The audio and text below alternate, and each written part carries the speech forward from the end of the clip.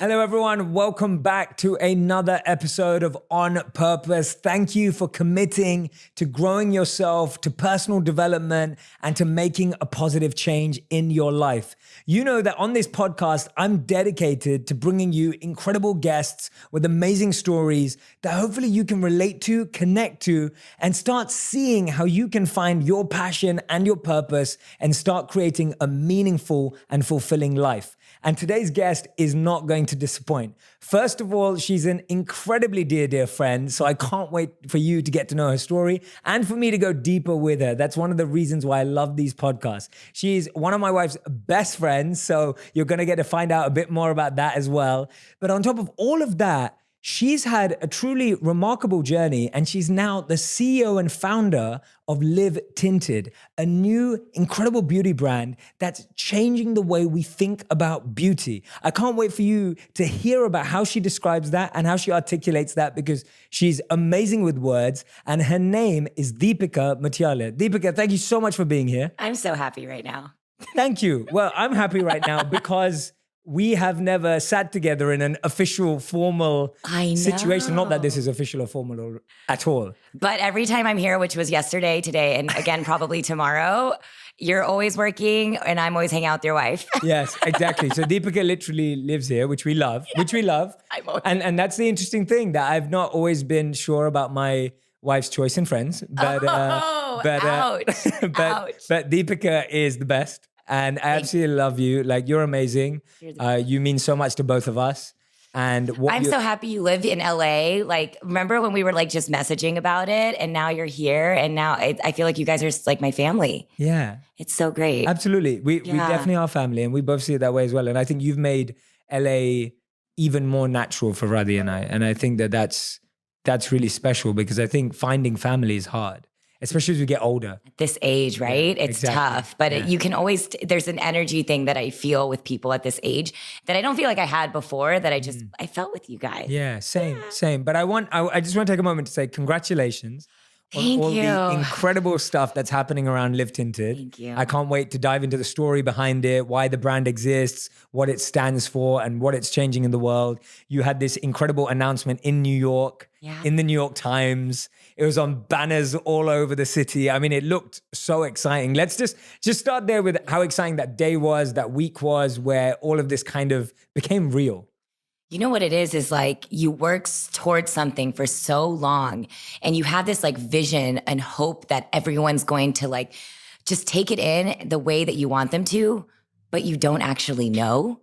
And that feeling of the New York Times, the billboard in Times Square with the words Live Tinted written there. I mean, I felt like I gave birth to a baby, and it was the healthiest baby. And it was just like, everyone was talking about how cute the baby was. And it was just like, honestly, Jay, like it made everything so worth it. And that entire process to get there was such a roller coaster that I just feel so grateful, honestly. Amazing. And that's what I want to unpack with you today, because I think, you know, we live in a world, social media world, where people are seeing all of these amazing things. Yeah. I was observing it that day and I loved it because I'm your friend and I see what you're doing. And there was such an incredible energy around it. I felt there was so much positivity, but people see that and then we forget what happened before it. Yes. And so I want to kind of go there, because you're from a South Asian background. Yes. Just like me. Yes.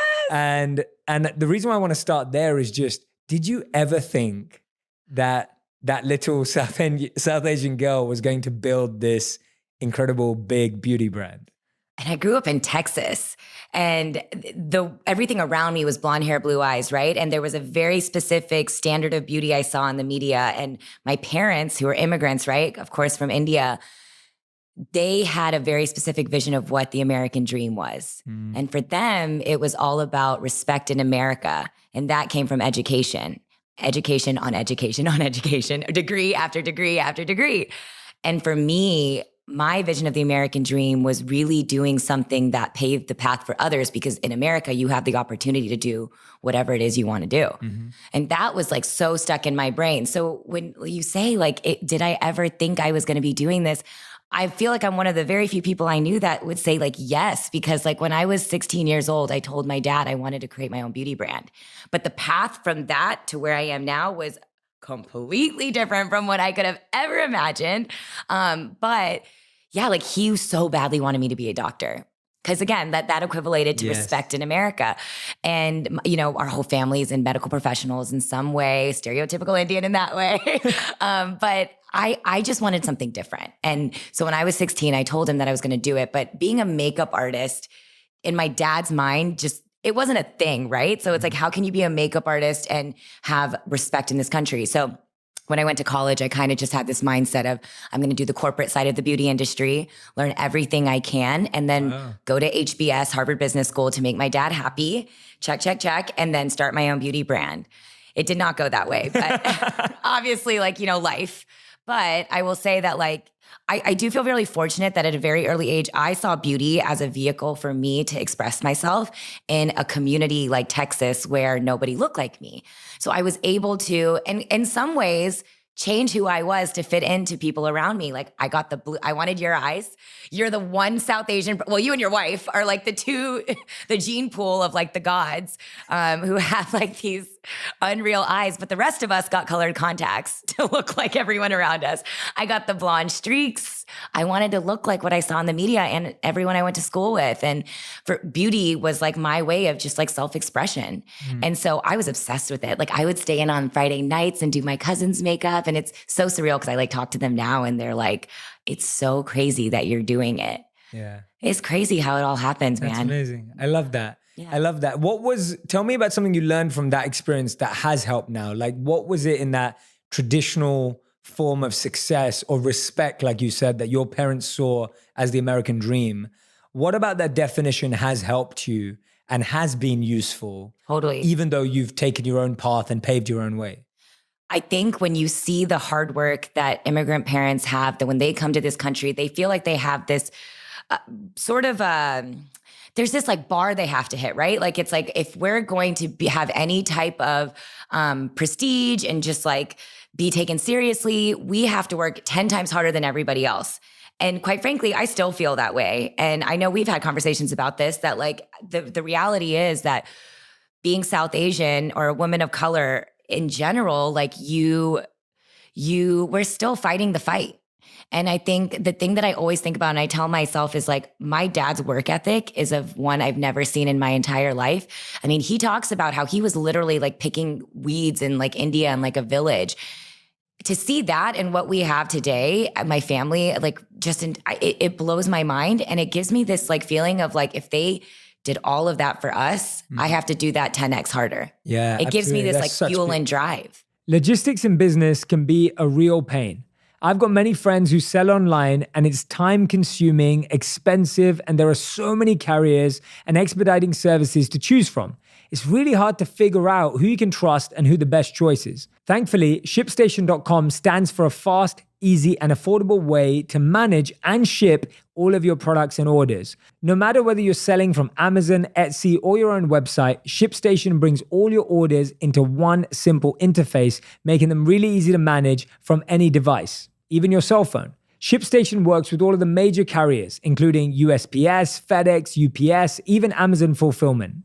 And right now, On Purpose listeners can try ShipStation free for 60 days when you use the promo code PURPOSE. There's absolutely no risk. You can start your free trial without even entering your credit card information. Just visit ShipStation.com, click on the microphone at the top of the page, and type in PURPOSE. That's ShipStation.com, then enter promo code PURPOSE. It is often said that if you don't know your numbers, you don't know your business. And I've seen that many young and growing companies run into trouble over the last few years. And a common theme has been the fact that they have several different systems which don't talk to each other. Right? They have one system for accounting, another one for sales, another one for inventory, and so on and so forth.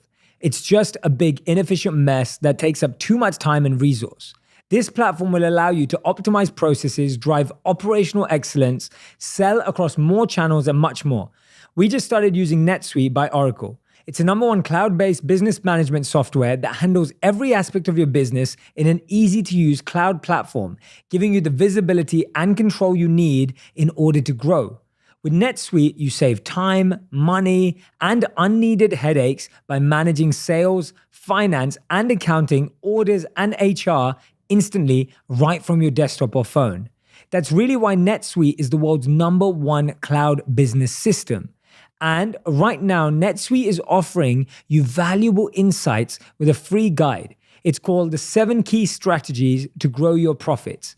At netsuite.com/J, that's netsuite.com/J to download your free guide, the 7 Key Strategies to Grow Your Profits. That's such a beautiful point. I love that because I think so many of us can look back and be like, oh, I wasn't encouraged to do what I loved, or it wasn't about my passion, but actually looking at it from the point of view of their work ethic, and they did what they didn't love or they were passionate about. Exactly. With so much hard work. Like I said with my mom, it was my mom's birthday yesterday. I know, I saw. And you know, when I talk to my mom about it, I'm just like, she has put in so much work, like sacrificed so much. She did stuff she didn't love. She wasn't excited about. She wasn't enthusiastic about. It's not like it was meaningful or purposeful. To provide for her family. Totally, yeah. And you know what's so sad about that? At least for me, I was so embarrassed of my parents growing up. And that makes me sick to my stomach now. I'm embarrassed of that now because my mom, she would walk out wearing like nighties and like movies and come like hang out with my friends. Our house would smell like chicken curry.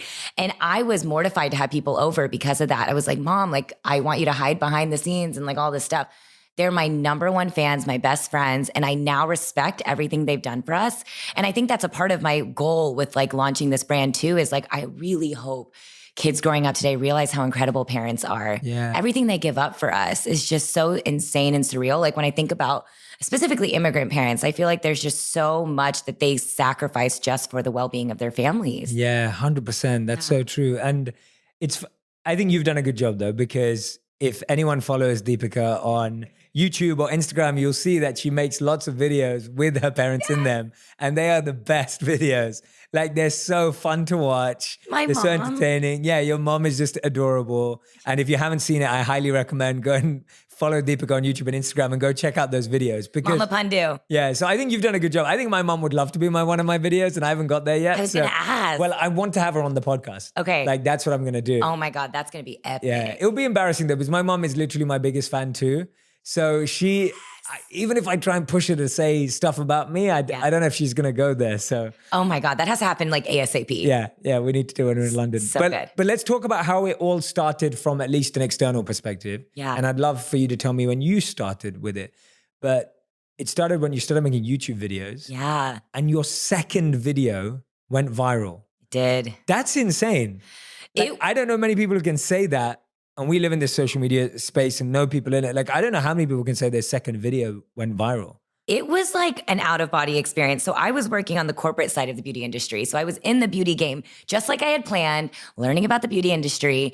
And I just picked up my iPhone one day and I was like, you know what? I have this like beauty tip. And the core of it, Jay, was like, I have so many of my girlfriends texting me, asking me for beauty advice. And I was like, just go to this YouTube channel and leave me alone. Please, just do it. And so that's literally the like motive of it. It wasn't overthought. I wasn't thinking too much into it. Picked up my iPhone and I just shared a beauty tip that I use to solve a beauty concern in my life. And that was a red lipstick under my eyes to mask dark circles. And because that is my #1 beauty problem right now. And I think a lot of people can relate with that is, the dark circles and stuff, I such an insecurity in my life. And so any way I could find ways to simplify beauty, I took my lipstick and I put it there and it got picked up by BuzzFeed and it just went viral. That's crazy. I mean, I woke up and it was like Vogue India, Cosmo UK, Daily Mail, Refinery 29, boom, boom, boom, boom, boom. And before I knew it, it was at 4 million views. That's insane. Oh my God, when it hit 4 million views, I got an email from the Today Show. And I was like, oh my God, I'm going to be the Indian Hoda. I'm quitting my job today. And I'm going to go be someone on the Today Show because that's how it works. That's not how it works. No. But I did quit my job that day. Wow. I had this like gut feeling in me that this was a moment in my life that I had an opportunity that it was like a 15 minutes, right? And it was like, you can take that 15 minutes and have it just be a moment in your life, or you can take it and build out your dream career. I love that. That's what I did. That's amazing. Like that's such great advice too, because I feel like it's been really interesting for me whenever I've had moments they have always given me momentum. And that's what I believe moments are, is they give you momentum. Totally. And there've been so many people who've been like, Jay, you realize that's like, you peak now. Like, that's it. And I'm sure, I don't know what you heard, but it's so easy for people to be like, yeah, that's 15 minutes of fame. Every day. And the difference is that you took that and you turned it into something amazing, and it's just continued to grow. You know what it is? I remember asking myself the same question. Right out of college, I had a job, and I left it to go to New York City. And the question I asked myself was, what's the worst thing that could happen? And to me, the worst thing was not taking the risk and always wondering what if. Yes. Always. And I knew that if I didn't just take this leap, like, people, for me, I always knew I had another option. I could go to business school. I could go get another job at a beauty brand. But when in life do you have, at that point, 10 million people watching a video about you as a beauty kind of like expert or authority in this space? And so I was like, you know what? I have to go for this.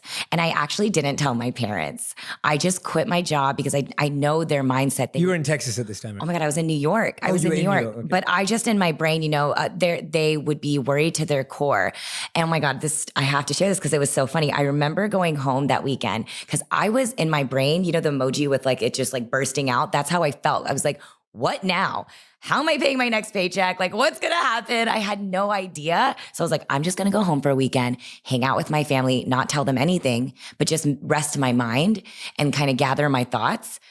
Of course, through the Indian grapevine, my dad found out that I had quit my job. It was like my cousin told his dad, who's my dad's brother. And oh my gosh, I was sitting on the couch. We were probably watching some like Hindi movie or something. And my dad was like, come into the study. I literally thought he was going to like take me to India, get me an arranged marriage. My life was over. I had all these like visions. And I walk in there and my dad, he hands me a check. And this is when I start to cry. I'm like tearing up. And he's like, don't think of this as me giving my daughter money. Think of this as me investing in a business I believe in. Wow. Wow, that is amazing. That's like That is beautiful. That's so nice. Yeah. And you know what it is like me from a pride perspective, I tore up the check and I handed it to him and I was like, you saying what you just said to me. And that sort of like, just him like, he was terrified. I know my father, he was terrified that I had quit my job, but he knew how much that mattered to me. And that was all the fuel I needed to keep going. Wow. 100%. I love that. I can't wait to see that in a movie. That's like such a like movie moment, like just. Is it a Bollywood movie? Could be. I don't know if you want to do a Bollywood movie. But don't. Yeah. But it's such as in genuine, I'm not taking away any of the energy from that moment. I just mean like, that is incredible. Like that's such I want to hear, and I know we have conversations like this all the time. And so anyone who's listening or watching right now, me and Deepika talk about philosophy and thought and wisdom all the time. So I know that you're very reflective and introspective in the way you kind of go about life, and everything's very intentional and focused. Take it back for someone. Let's say there's someone who's listening or watching right now and they haven't had that 10 million moment yet, right? They've not had that moment. Yeah. Talk to me about what would be some of your thoughts for them as to how they work towards getting to the point, not the 10 million moment, because I don't think that's the important thing here. Yeah. I think the important thing here is you saw that as a moment to quit your job and go all in, or you saw that as a launch pad or a stepping stone to get closer to what you wanted to do. Talk me through how that person should be thinking about when that's right for them, because I think timing is just so hard to understand, but also important. It is. And I don't want anyone listening to this to think that like the viral moment is what you wait for. Right. It's not predictable, and it's not something that and that's why it happened for me, right? I wasn't predicting it. I wasn't strategizing it. I was just sharing a valuable tip that I felt like would help other people's lives. And so for me, when I think about how other people can go for that dream moment in their life, there's actual like real advice I can give around like, I didn't just take the leap and go, right? I made that initiative to start that YouTube channel. I picked up my iPhone, so I didn't make the excuse about like, I don't have the fancy equipment. I didn't make the excuse about I don't have time because I did it on a weekend. And I didn't make the excuse that like, I don't know anything about YouTube or whatever. It's called Google. I figured it out. when you take those layers back of all the excuses, right? Because that to me is the biggest reason that so many people, including myself at points in life, right, didn't just start something. And for me, the biggest thing is you just have to start. With my YouTube channel, I didn't know anything, but I just started and it didn't matter and it worked. Yes. And it was because I didn't overthink it. And I didn't just quit my job. I had a momentum that made me quit my job. And that momentum came from me just taking that moment and making the time and not making excuses. In many businesses, creating a website can be a stressful and creatively draining process.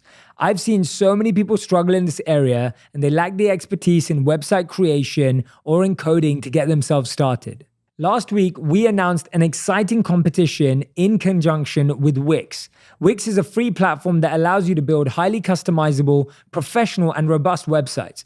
You can use the advanced drag and drop tools to create a beautiful website quickly and easily. This week's winning submission goes to the owner of ashleenpratap.wixsite.com/website. Ashleen's homepage is clean, uncluttered, and super professional. Learn more about Ashleen, including her own discovery of courage and strength.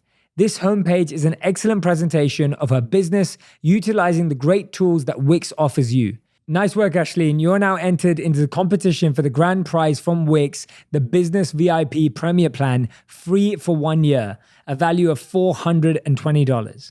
And for everyone else, there's still time for you to submit your free Wix website for a chance to be in the running to win the grand prize. So get started with your very own Wix site.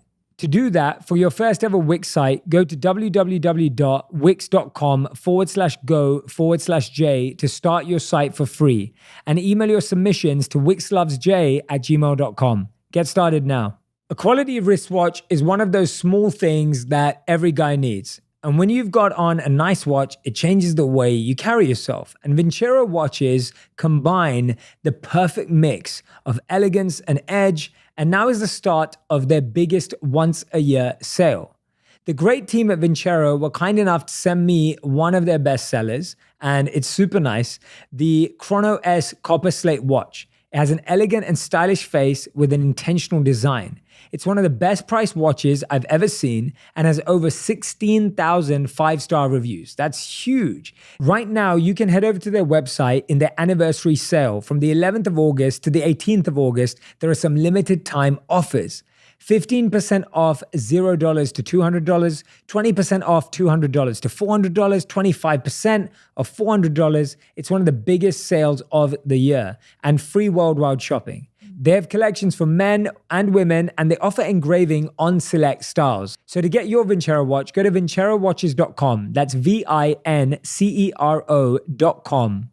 And so for me, I think like whenever people ask me like, what advice do you have for somebody that's trying to like go for their goals and dreams? It's like, you just cut out the excuses. If you want this bad enough, you need to figure out a way to make it happen, and you will find a way to make it happen. And you've got to get that noise out of your head, right? Because like, I don't know. I would love to hear what you do. Cause like in my brain, there's so many noises. I'm like, okay, what if this? What about this? What about this? What about this? And you just got to cut all that noise and just be in the moment and be like, but what if you didn't do it? Yes. Then what? Then what would happen? And so I always say, always find a way to do that step one without taking that huge risk. Because you're already taking a risk by doing even that step one, right? And that's the hardest thing to do, that step one. Yeah. But once you do it, and that for me is like, I felt like I tested it while I still had a job, because that's the scary thing. It's like, how do I quit my job and just go for my dream? That's like an easy thing to say out loud, like, oh, when you hear it now, right? But in the moment, it's like, I didn't just quit. I had this momentum happening. I had built a Rolodex of network and a contacts for the past 10 years in the beauty industry. And then I made that happen. It was all one step led to another that led to another. It's never overnight. Whoever thinks it's overnight because of social media and all of that BS, it's a lot of hard work. And you and I talk about that a lot. It's like, it may seem like it because of a viral video, but before that viral video was 10 years of hard work in the beauty industry that made me confident enough to quit my job and go do this full time. Yeah, I'm really glad you brought that up, because I think that the amazing thing about your story is you were already aligned and committed to beauty. So it's like you were gathering these skills, which is why now when you're a CEO, it's like you were gathering skills from inside the industry. Yes. So you were learning about it all the time. It wasn't just, oh, I made a video and now I understand beauty. That's not how it works. Exactly. And it's like, I understand beauty from a business perspective. Yeah. Now that a moment that's helping me gather more contacts, more networks, etc. But I've actually built that already. And I think that's awesome advice. And the second thing you said there is you were using your time on evenings, weekends, whatever it was, to do all the other stuff. And the funny thing is that's so parallel to where I was at too. Like it was the same thing. Like I was working my day job and I knew I wanted to help people more. And so I started making videos and that was it. Like I still don't know how to turn a camera on. Right? Like literally, I'm not kidding. Adan can testify for this. I have no idea because I've always wanted to be someone who can focus on my strengths and play to those and have people around me who can play to theirs. Yep. But I love that point that you're making. Just, it's not overnight. No, it's not that simple. And 10 years in the beauty industry is why that moment, this is the beauty of it actually. So I'm having this, and I'm saying this for Deepika because she's so humble, she won't say it. But it's like your 10 years in the industry is what means you can actually capitalize on that moment. Yeah, right? You're totally right. Like if you don't have that 10 years, even if you have that breakthrough or that moment, it can disappear or you won't know what to do with it. Totally. Because that work hasn't been there. You're so right. Actually, I've never actually thought of it that way, but that's exactly it. Because when I quit, I was my own assistant, my own lawyer. I was my own lawyer, which is kind of dangerous, but I was like my own manager, agent. I remember I just literally emailed 250 people in my email database. And I was like my fake assistant. I had an assistant at Deepika email. It was a full fake it till you make it game, right? And I was like, she is now a beauty influencer and she's doing this and she'd love to work with you. And for every 250 emails, I got maybe 3 replies. Yes. But those 3 replies led to one job. And that one job, they asked me my rate. I threw out a number and they were like, okay. And I was like, oh, I could have like 3x that. And then you just learn from that and you go to the next thing and then you go to the next thing. But I just learned and I taught myself that, but it doesn't, I truly believe that because of being at these other beauty brands, I was able to leave and feel really confident about getting jobs as a beauty influencer. It wasn't guaranteed. And it took a lot of hard work and a lot of, to be honest, like I'm so extrovert. Do you consider yourself extrovert? I do overall, yes. So overall, I do too. And for someone so extrovert to just be going from a place where I was working in an office with all my best friends, I had a roommate who I also like. I had a roommate. I didn't live alone, and I was dating somebody. And all at the same time, I was single, living by myself, and working for myself. And so I was just by myself all the time.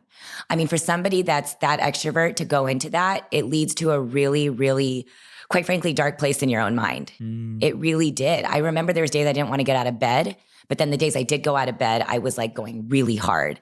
But you have these roller coaster of emotions. And I never, to be honest, then I never showed that stuff on social media. I was too scared. I was too nervous that you had to be a certain type of way. I had to look a certain type of way. I had to have a certain type of confidence and fake it till I make it kind of thing. And such a core part of what I want to do now with Live Tinted is take those barriers away and show the raw, real story of it is not easy to build a beauty brand. Nobody just comes to you and hands you something. You have to work for it. Yeah, absolutely. I love that. I think anyone who's listening and watching right now is going to just listen to your story. And I'm hoping that as you're listening and watching, you're recognizing just how much hard work goes into it. Yeah. And I want you to, I was actually having a really interesting conversation when I was working out this morning. And it was me, my personal trainer, and another trainer. And she was talking about how she'd been doing something for 15 years, the art that she wants to work on. And then we were unpacking that. And by the way, these two trainers are far fitter than I am. So they're always giving me like health tips physically. And then I'm talking about the mind and consciousness and all the rest of it. Love it. And she actually said to me, she goes, actually, now that I'm reflecting with you, Jay, she goes, I've only been all in for 12 months. So even though in her head, she felt like she'd been doing it for 15 years, when she actually reflected, she was like, actually, I've only really gone all in for 12 months. And I would really recommend that you measure whatever you're receiving based on when you went all in, not how long you've been studying a subject, not how long you've been thinking about it. That's actually a really great point because even when I was working on the beauty corporate side of the beauty industry, it wasn't until I started working on product development for that company, I was doing product development, that made me feel like, wait, like maybe I don't have to go to business school. Maybe I can start this beauty brand, and maybe this company is my business school, and maybe I don't have to go that specific set path that I thought like I had steps pieced out for me. And it was those, I would say, yeah, like 12 a year, that last year of working in the beauty industry that made me feel a little more confident that like, maybe my path is going to be a little bit different. And so again, when that video went viral and I did it, it was like, to me, I never thought, quote unquote, being a beauty influencer would ever be a part of my job description. Like, I'm a businesswoman. I had that ego. I thought about my parents. What are they going to tell their friends? Like, oh, my daughter's a YouTuber. What does that even mean? Every moment of the experience of being a beauty influencer had to happen for me to be able to build this, what Live Tinted stands for today. I love that. It's all steps, you know? It's just like one by one by one. Yeah. And we have to see it that way in the sense that and I'm sure you can, I'm listening to your story right now and I can see so many parallels with mine. I know, I always feel that way whenever we're talking. Yeah, and I'm literally going right now, I'm like, there were times when it looked like everything was falling apart. Yeah. But I had to go through that. Yeah. And I had to go through every one of those. And I wouldn't be anywhere close to who I am as a person or where things are for us without all those moments. And I think you're so scrappy in the sense of like, I was just talking to your team out there and they were saying how if everyone was gone and it was just you still doing this, you would be just as successful because you know, you've done it before by yourself. So you would make it happen anyways. And I think about that. I'm like, yes, now I have people on my team and they help me grow quicker and stronger. And I feel mentally better. And I now take care of myself because I have that support system. But I also know how to film a YouTube video. I know how to upload that video and I know how to be a businesswoman. And I think those skills of being able to have to do it ourselves helped shape us into like work as hard as we do now. Yeah, absolutely. I completely agree. I didn't even have a team until like 3 months ago. Like it's been so recent. Yeah.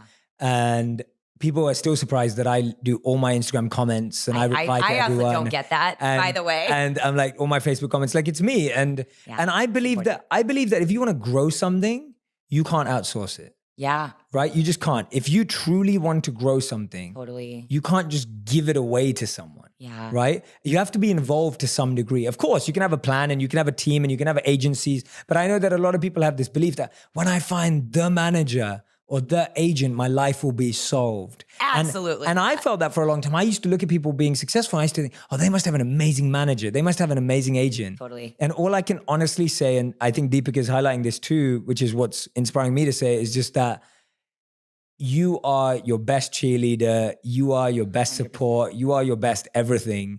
Don't rely or hope to find someone who's going to save and change your life. And that will never change, no matter how successful you are. Right now, I'm going through the fundraising process and you have this mental, and our mutual friend, Payal Kadakia, she obviously went through it too. And she told me like, this doesn't change your life. When you get fundraising and you get investors involved, that does not make your life easier. It quite frankly complicates it all. And I think that's important for people to hear because there's this glorified idea you see, especially right now, women in tech fundraising. And it's like, wow, she raised all this money.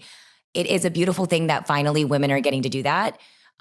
However, what I've now learned through going through this process is it adds more voices, more responsibilities, and it doesn't mean that you have less to worry about. It has more people you have to answer to. So I think something I'm learning is now my job has just shifted from growing the team rather than like me focusing on doing the work. But what I think we both probably have problems with this is like letting go and letting other people do it. But I think you're so right. There's some things that I will never let go of. Yeah. Ever. Yeah. And that's important. Of course it is. It's you that's building this. And I think anyone who lets go of that is letting go of, I think, the strongest strength that a business has. Absolutely. So now tell us about this. You have this incredible life as a vlogger, a creator, a beauty influencer. Yeah. But for you, you always wanted to do more. And I don't mean more in terms of better because people are happy doing what makes them happy. Yeah. But for you, it was always about business. You were always a businesswoman who became an influencer, but really had set your sights on being the CEO of this incredible brand. So tell me about that transition of moving away from this amazing thing you've built that's already working and it's already going great. But then you saying, no, I actually want to create something that's going to shift the culture because that's what I think you're doing with Live Tinted. Thank you. Like you're really trying to shift culture and break down barriers and change the way things are perceived. So tell me about that transition.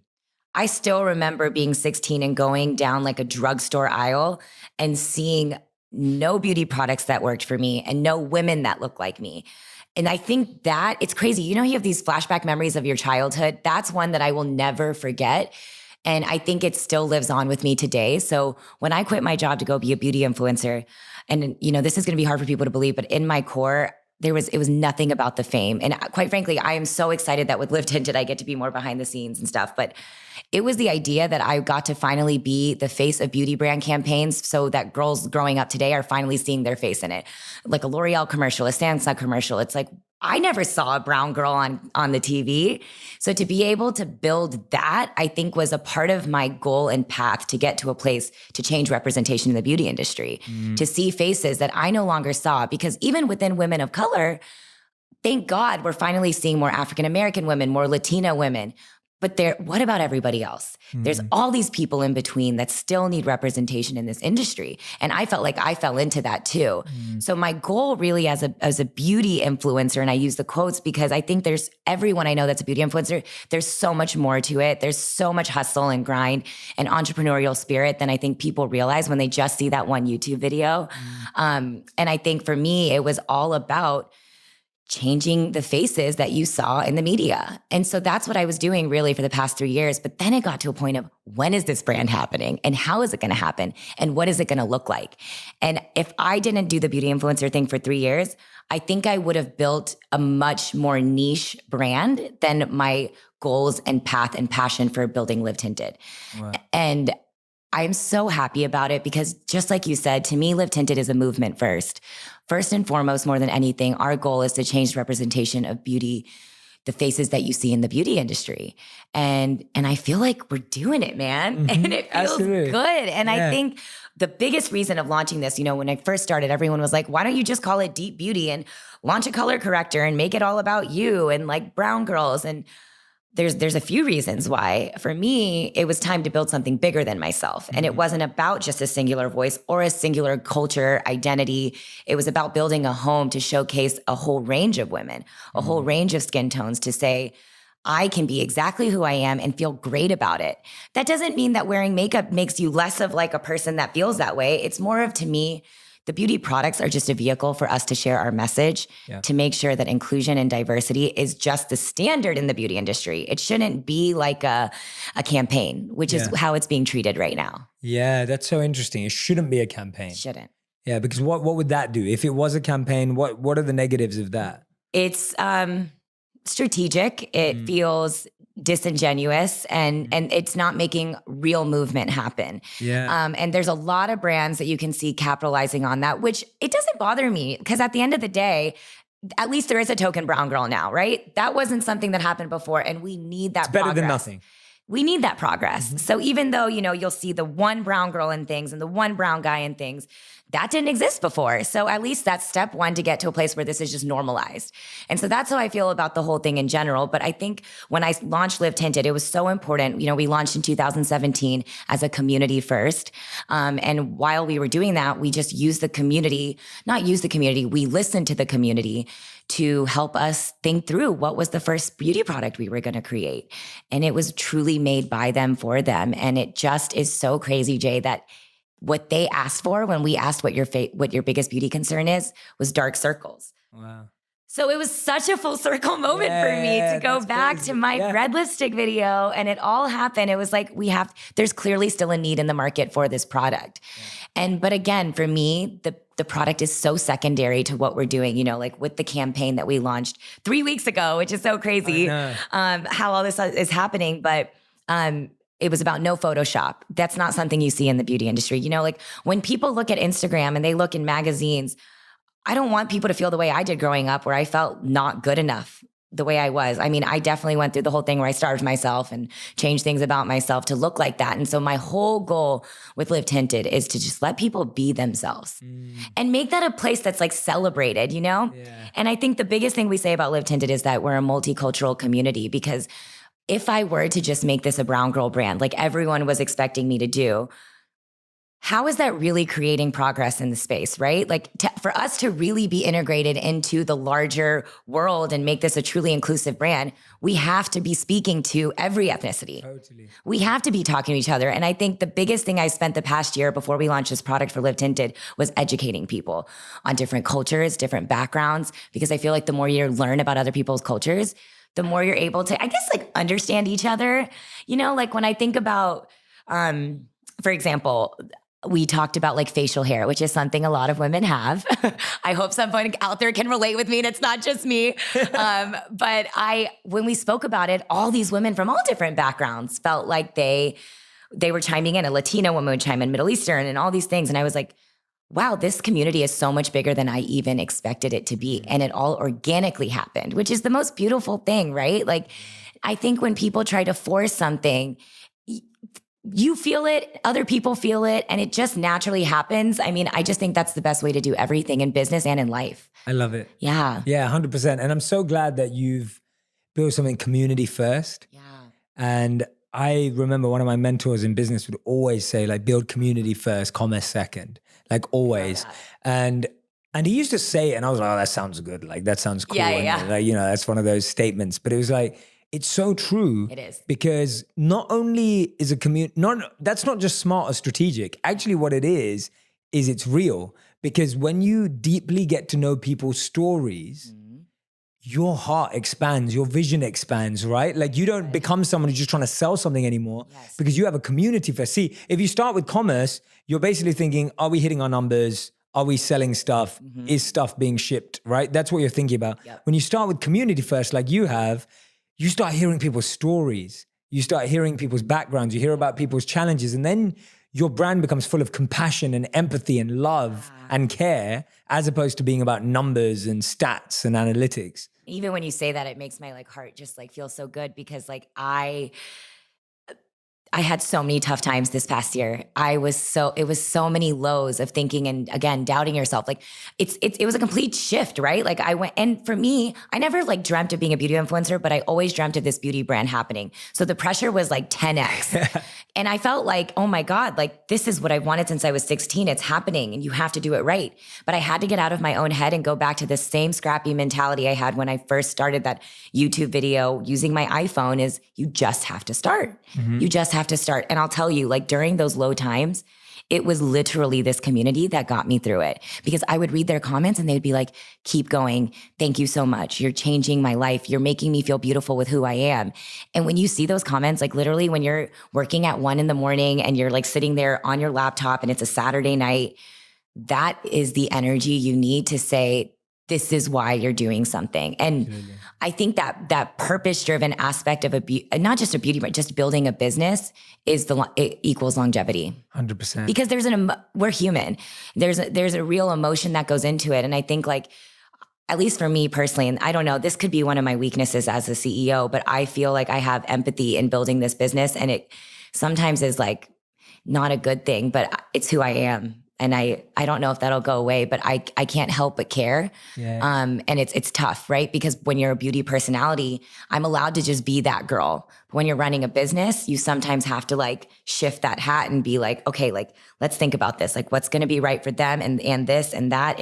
It's a weird balance of all of these things. Yeah. This is a therapy session all of a sudden, but I'm into it. I'm like, man, it's a lot. Yeah, no, it is a lot. And that's what I think is so beautiful when I'm doing the podcast and I'm speaking to someone like yourself. It's like, you've just had so many transitions in life. And transitions are the hardest. Yeah. And that's why most people never have them. And that's why most people live the same day over and over and over again and call it a life because transitions are so hard. Yeah.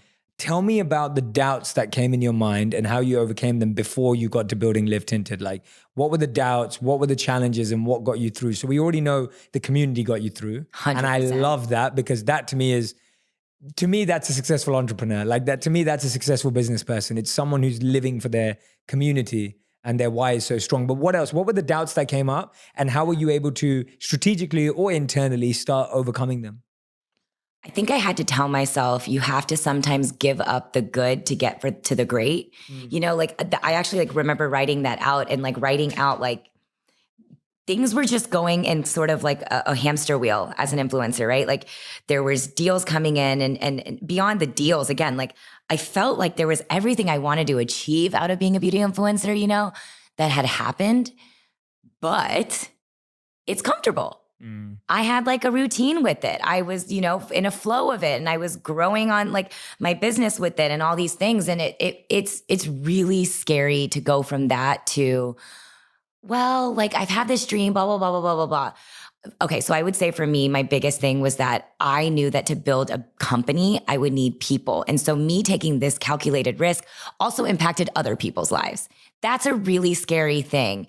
And I think for me, it was like, again, the same way when I was working at that company, and while working there, I started my YouTube channel, right? So while I was an influencer, I started Live Tinted. And that's the way that I've always built my career, is like, do a little test. It's almost like, you know, like just test it out, see how it goes. And that's how we launched Live Tinted, as like with the hashtag. I literally just put on my Instagram story. This is how scrappy I did it. I thought I was going to do this whole plan and like make this beautiful grid on Instagram, right? And then I was just like, you know what, Deepika? I just put hashtag Live Tinted and said, if you can find a deep skin melanin South Asian woman, tag hashtag Live Tinted. And within minutes, 200 people had tagged women all over online, because I couldn't find a woman that looked like that on the internet. How crazy is that? Whoa, no way. Isn't that wow, insane? That's crazy. So I just asked the community to do it. And then I was like, you know what? Let's just launch this page. So that was my way of testing it out, because instead of just trying to think of like, and I think that's the biggest thing we all get into our heads, is this perfection idea. And the second I stopped thinking about that or caring about it, we just launched the page and it just started to organically grow.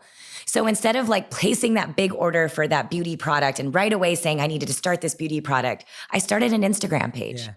And I just started a hashtag, and, you know, thousands and thousands and thousands of people have been using the hashtag as a way to identify themselves and tell their personal story about their identity and their culture and where they come from. And that, to me, helped me shape what product and what I wanted to launch from a business side. Yeah. But in the beginning, it was just about trying something out. Yeah. And I think that's the only way to do, for me personally, it's not the only way to do it, yeah. But I think it's the way that you kind of go into it with a little less fear. Yeah. Because it's scary. It's still scary. Yeah. Every day. I love that, because I always say that all of my content is 75% complete. Oh, it's just everything. This podcast, everything on Instagram, every video I've ever made is 75% complete. And that's crazy, because I bet everyone watching is thinking it's 150% complete. And it's really not. From my perspective, I know everything I could have made better about each one. Yeah. But if I tried to get to 100, you wouldn't know who I am. Because I think that's the block we all live in. We try and go from 75. Now, it shouldn't be 50, right? You don't want to put something out at just 50 or 40. Yeah. But you want to get to a place where you are removing that fear. Because if I waited till I got to 99 or 100, I'd never release anything. Because then you can just keep tweaking and keep tweaking and keep tweaking. And then you don't learn. And then you don't learn fast. Like waiting for something to get to 100, you could wait 10 years to launch something. At 75, you can launch 10 things in 10 years and learn from it and get better. That doesn't mean you're giving low quality. Like, just to throw that out. It's not that's not about low quality, right? It's not about bad quality. It's not like I don't think what I'm putting out is good quality. Totally. What I'm saying is that I'm not giving myself the pressure of perfecting. Like, there are times when I miss a word or mispronounce a word on a video. Right? And it's like, I'm not going to re-record the video for that, because at that time it felt right. And people can forgive that. And I think that's what I mean, that just creating something of high value and high quality, but not putting the fear of something that's actually going to block you from ever getting it to market. And I don't think any entrepreneur launching a business is ever going to feel like their work is 100%. No way. When it's your baby and you're looking at it, if you were waiting for 100%, it just would never happen. No, exactly. You can't think of it that way. You just can't. And I think about that even with when we launched our first product. Again, like there's so many things I wanted to do differently, but at the same time, like, you also want to put it out into the world and see how people respond to it, because you want to learn from that and grow from that and build from that.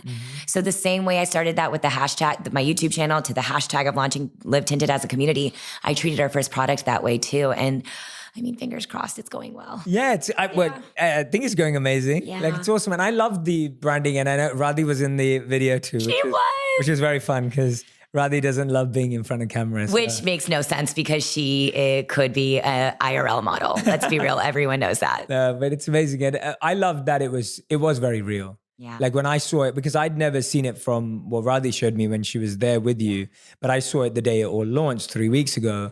And I was just like, oh, I love the song. Like I love the look and feel of everyone in the video. None of it felt pretentious. And I see beauty ads all the time. Like we see beauty ads all the time. Yeah. And that's the point, right? Like, and it didn't feel like that. And I'm not just saying that because you're my friend. I'm saying that because that's how I felt. Thank you. And I was just like, oh, this is real. And I'm glad that I've just found out from which I didn't know, the release was scrappy. Yeah. Because I think it feels real and it feels authentic and genuine. But you know what? The thing is like, I feel like if we didn't do it that way, like it wouldn't be what I want the brand to be. Like, think about, you just said it yourself. There is a million beauty brands out there. What is the point and purpose of just putting out another one? There has to be something bigger than a beauty product. There has to be something that you want to change. And that's in any aspect of whatever business you're building. What drives me and keeps me going is thinking like, we are actually making momentum in this industry to make it so literally it's not an option to not feature only one type of person in a campaign. It's not an option anymore. You have to make it so you're being truly inclusive. And I think that's what excites me more than anything is that girls see themselves with quote unquote flaws, which to me are really just like the best parts about people. And I think the more that we share people's stories and give people voices, these are all women. That's why I think we've been able to grow at the rate that we have, is these are all women who have been dying to finally be heard and get their voices heard. And I think, I can't tell you how many investors, how many mentors all told me that I was crazy to want to launch it this way. I mean, so many. And I think that's one of those things that you should get advice from other people in your lives, of course, that you trust. But at the end of the day, it's your vision and your gut feeling that has to make the final call. Oh, that's so true. Has to. So true. And it's funny how that gut and intuition kind of gets quieter and quieter as things get bigger and bigger. It's so hard. Like it's almost like as things get bigger, you almost feel like, oh, I don't know how to do this, so I've got to listen to someone else. I used to go to like 5 or 6 different people and they all had different opinions. And then that just added voices and noises into your own head. And it actually, to be honest, even during the building process, there was certain people's advice I took that was so different from what I wanted.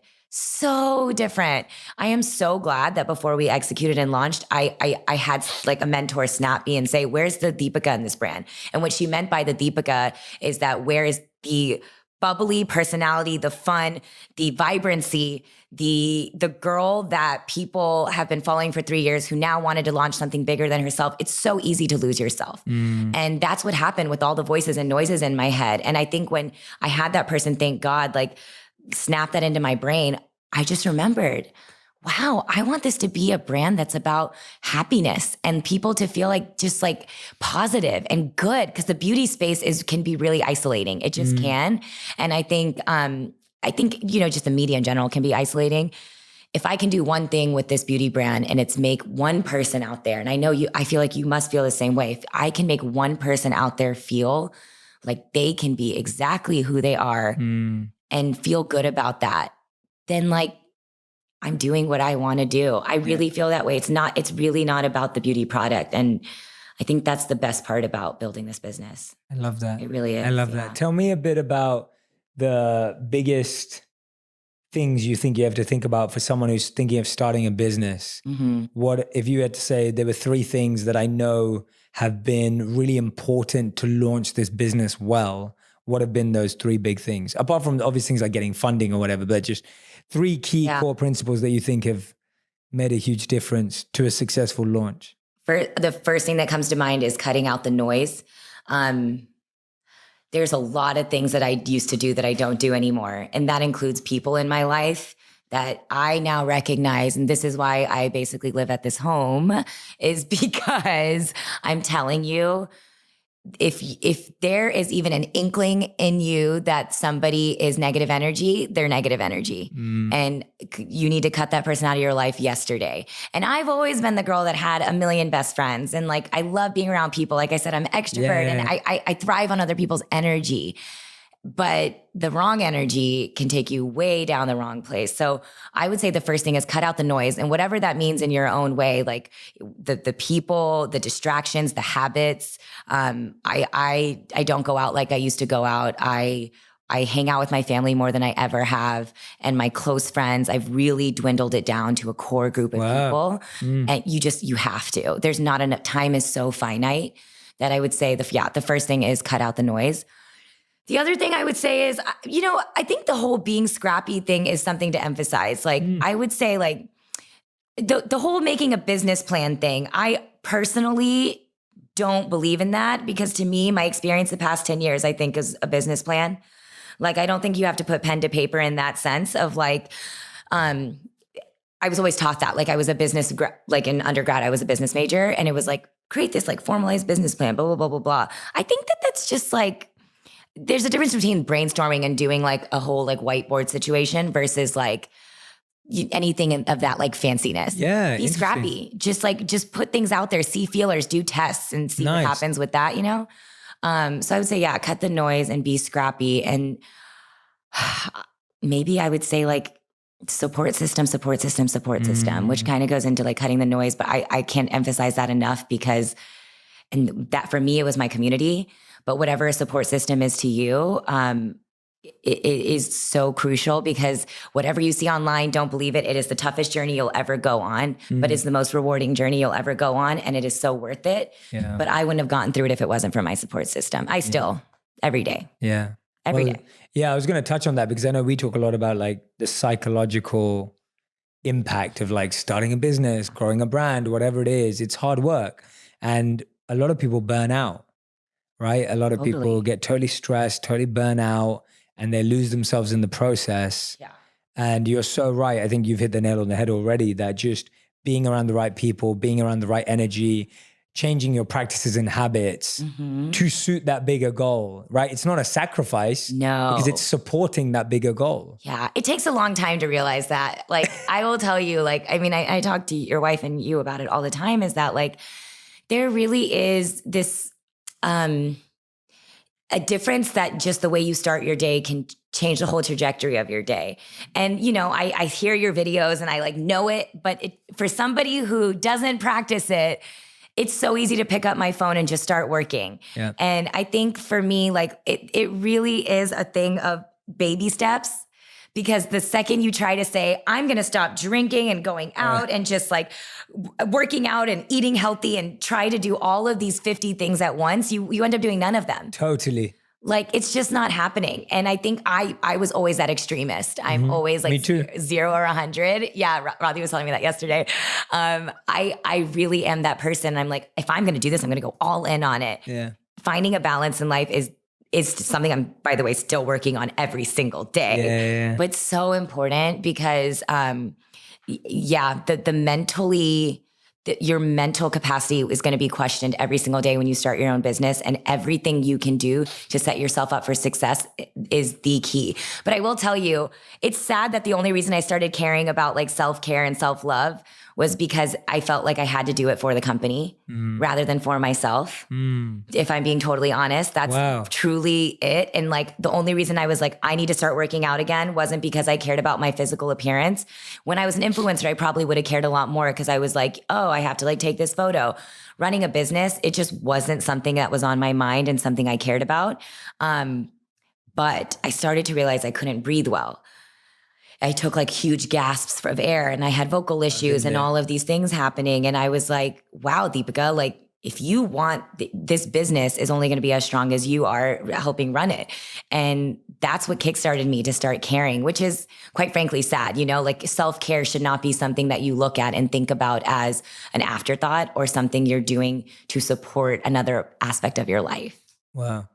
But that's it's the really reality powerful. Is how I felt. I think that's how all of us are. I think we all start taking care of ourselves when we're hit with an external challenge or pain. We're so bad at that.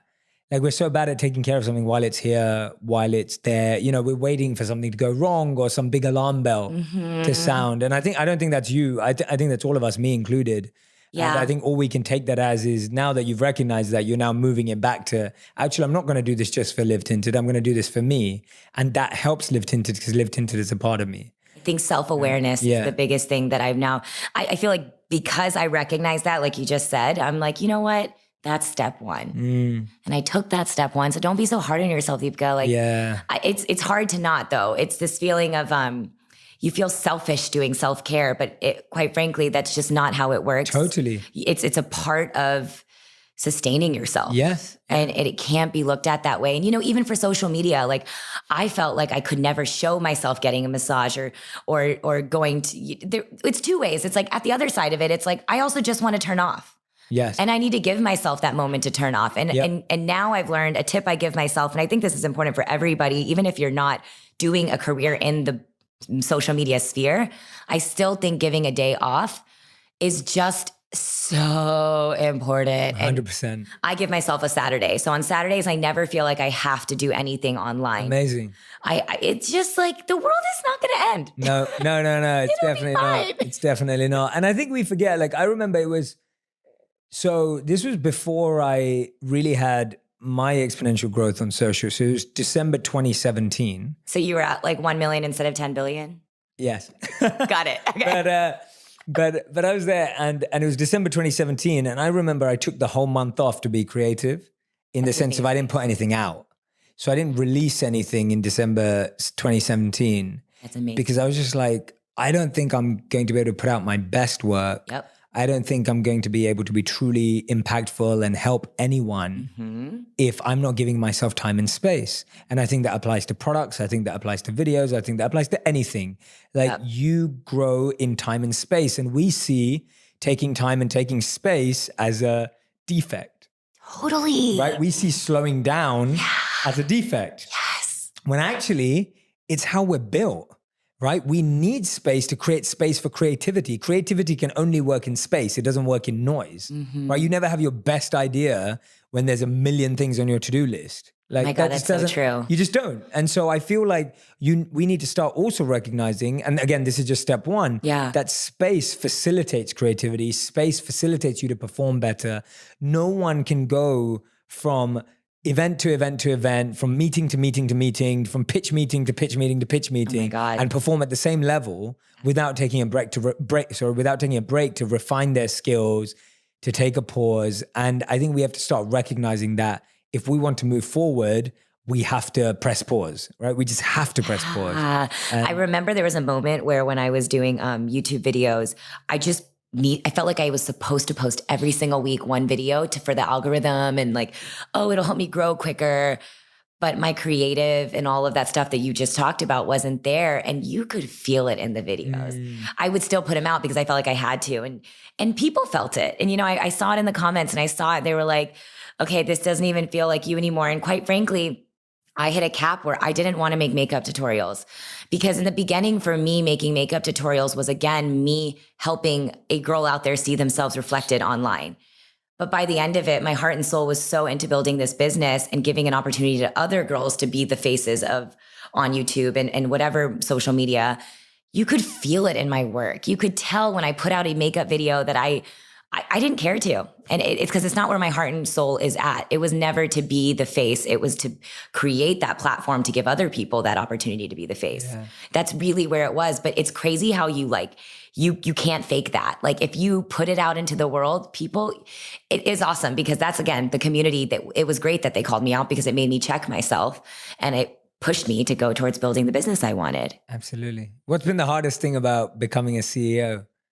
Because I feel like, it's a big, steep learning curve, which you're doing at an accelerated pace. Tell us about taking on that role and what have been the hardest parts about it and how you've navigated that. You see all these like quotes about being a CEO on like Instagram and it sounds so cool and glamorous. It is. Everyone listens to you and everything goes to plan and you're the boss. And when you have a tough day, you feel like, who do you go to talk about that tough day? Because when you're the CEO running the company, you're supposed to be the one that has it all together, right? But at the end of the day, we're all human. And I think for me, and I think this is why it's so great that the startup culture has like cultivated this, you don't have to have it all together. And I think that vulnerability of being able to show that to the people in your, whether it's your family, friends, or your employees, of like, I need a day. Or you guys, like, I'm not okay today and I just need that moment. I don't think I'm grateful that I've at least experienced that with the people that work for me now, where I can show that a little bit of weakness, because I think like nobody's a robot. And if they are, then I know I wouldn't want to work for a robot, And I think that human aspect has made it easier, but I still feel this insane amount of pressure to deliver better and better and better and better. And like, no matter how much people tell you to stop and like soak in that moment, like, Deepika, you guys launched and everyone's so happy and excited about it. I still think about, we have so many more lives to impact. We have so much more goals to hit. And I'm always thinking about bigger, bigger, bigger. And again, it's not from a business perspective, but from a, just like that's exactly it. The impact that we want to make. So it never feels like enough. And I've consciously am trying to make like those moments to sit back. And usually it means going home to my family, who really just, they're so proud of me, but they also know, like, when I'm home, I don't want to talk about my job. Yeah. I just need like a day to like myself. And I think that's so important because I don't feel like I can shut off except for that one day. And so I think like being a CEO I think it's so important people recognize that responsibility is heavy and it's massive. And the fact that, and I said this earlier, but it's so true, the fact that any decision I make not only impacts my life, but in fact impacts other people's lives is so much heavier to like hold on your heart.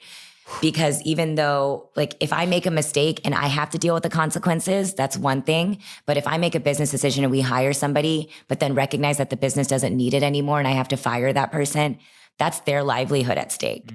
So I think it's really important that if you decide to start a business, you really recognize those things that I was saying earlier about having that emotional support. You really cut out the noise and you really just make time to think about what it is that you want to be as a leader. Because I really did have that moment. And I was like, and that's why I was saying earlier, I was like, I feel like I'm allowed to just be myself and show my weakness. And hopefully the people that work for me see that as something where I'm kind of just like letting them recognize that like this business is more than just a business.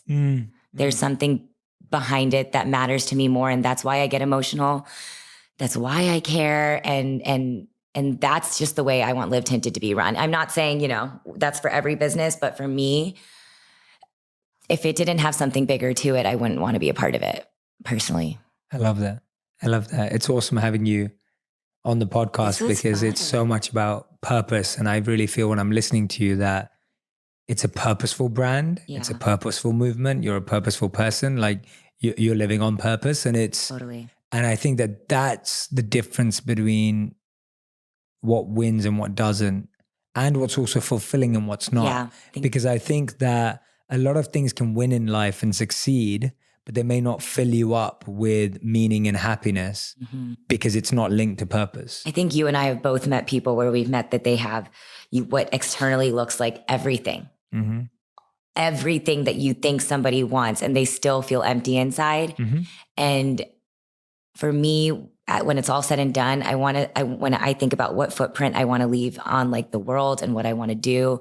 And this is, I've had so many people say to me, like, it's a beauty brand. You're in the beauty industry. What I literally have investors, they're like, but it's makeup. Yeah. And that's when I walk out of the room and know that they're not the right partner for me, because it's not makeup. It's about making people feel good about themselves and who they are, and giving them that confidence to walk out the door and feel like they are complete. I love that. And I don't think that, for me, again, this is just having that like footprint and leaving that footprint. I think everybody wants to figure out what their version of that is. And that's when you feel fulfilled inside. And it's, don't get me wrong. I mean, listen, like, I'm not going to sit here and preach this whole thing of like, I worked hard. I am working hard, and I do work hard, and I feel proud, and I have goals. Like, I want to one day buy my dad. Like, he got me, I think back to this. And like, when I was 16 years old, my father drove a Toyota Camry. He was working overnight shift after overnight shift. And, in a family of doctors, he was the only one that's not a doctor. He's a lab tech. And now that I understand money and the financial responsibility that he had on just that salary supporting our entire family, it blows my mind, because I was a brat. I wanted that Abercrombie and Fitch shirt. I wanted that blah, blah, blah. And I now realize how much we couldn't afford it. Yeah. But he never let me realize that as a kid. He gave me everything I ever wanted, everything I ever wanted. And, you know, I used to have this guilt, this like heavy guilt about it. Like, why was I that girl? I was such a brat. And now instead of feeling that guilt, I just think about how I can pay it forward to them, but to other people and hopefully one day my kids. I mean, it's just one of those things. And I think that's why I'm so proud of the culture and the background I came from and wanting that to be a part of the Live Tinted brand, because I used to not be proud of it. And it's so silly because that is the dopest part of who people are. Is that absolutely that identity. Yeah. But there is something about that South Asian community that doesn't have it. I know. And so I'm really glad that people like yourself And you are representing that so incredibly well and with grace.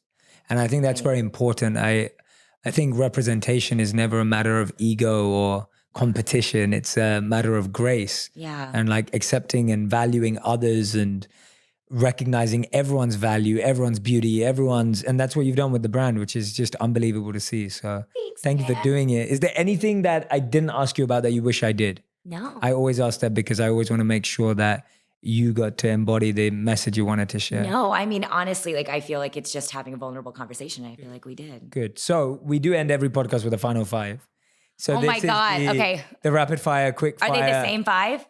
No. Okay. That would make it really easy. No. Because I've heard a lot of I know, they're not the same 5. Okay, so this is yours. Oh my God. Okay. Okay, your final 5 starts now. Ideally, you want one word or one sentence answers. Okay. Right? One word or one sentence. Okay. Okay. So first question. Can Robbie come and sit next to me? I'm scared. No, Okay, no. bye.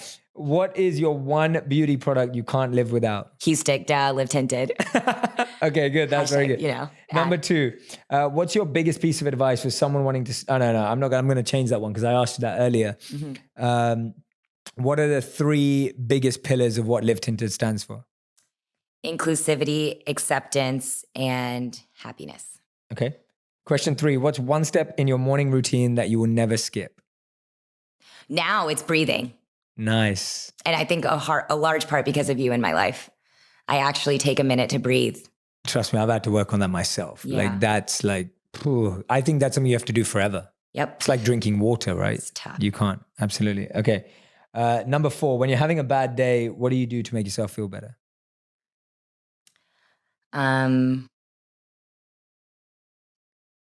What do I do? I'm working on that now actively. Hang out or be around somebody I love. Okay. Awesome. That was not a word. That's fine. That's one Rodney, sentence. just That's kidding. that's one sentence. Okay. That's one sentence. Okay. That's one sentence. And number 5, what would you want to be remembered by? I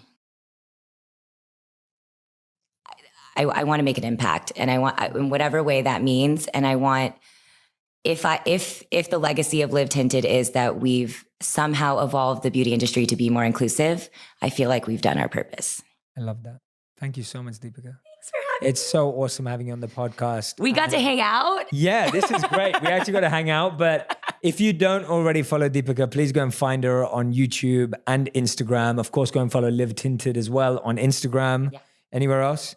Yeah, you know, go to our site. Go to the site, livetinted.com. Yeah. Yes, no, say it. Yeah, It's fine. livetinted.com. Yeah. Yeah, livetinted.com. I'm sure there's so many of you out there that are listening or watching right now who are thinking, I need this makeup in my life. And more than that, again, like I didn't say this as one of the 3 words, Yeah. but I should have. It's community. Right. And it's like you really can learn and see other people in this community and see what products they love. It's not just about our products. We have a whole platform for other people to see other people's products, because I think that education is it's important and fun. yeah, well, one of the biggest reasons I wanted to do this with you now, Deepika, is because I want to have the same conversation with you every year as you go and build this Man. brand. Yeah, that'll be Because interesting. I love seeing my friends like yourself just start incredible ventures with so much purpose. And I feel so grateful that the community of friends we have here is so purposeful. Amazing. And so deep. Yeah. And I just want us all to support each other. And I think it's so important. Like, I want to look back on this conversation 10 years, 20 years from now. Gosh, it's going to be crazy, right? Yeah. And for all of us to just be like, oh my God, do you remember when we were just trying to do that and you were starting this company and Right. I was doing this. And I want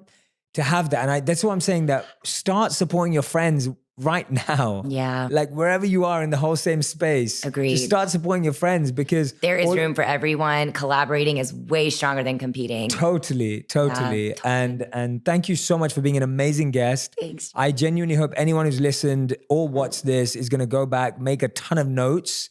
And I hope that you're going to go and find out how you can actually apply some of these principles. I think Deepika has set out so many great gems, like so many great moments of great advice that I think that are going to help you. So if you're in the process of building your startup, if you're in the process of building your side hustle, like if that's where you're at, listen to this podcast again and take in, what do I do right now? Where do I go from here? Don't worry about the big dream. This is a 10-year dream in the making. Yeah. Right? It's not about starting the brand tomorrow. And there's still 10 years and 20 years to go, Totally. you know? Totally. And it's not about starting the brand tomorrow. It's not about building the product you wanted forever tomorrow. It's about doing each part, each step of the way. That's what this story is all about. It's each step of the way. Every step has its use, has its purpose. And that's going to help you build an amazing, amazing life, career, and most important, impact. So thank you, Deepika. Thank you so much. Thanks. Loved having you on the show.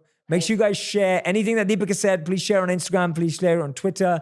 Please share on Facebook. I love seeing them. I love reposting them as well. And I can't wait to see you again next week. Thanks so much for tuning in. Thanks so much for tuning in. Thanks so much for tuning in. Thanks so much for tuning in. Thanks so much for tuning in. Thanks so much for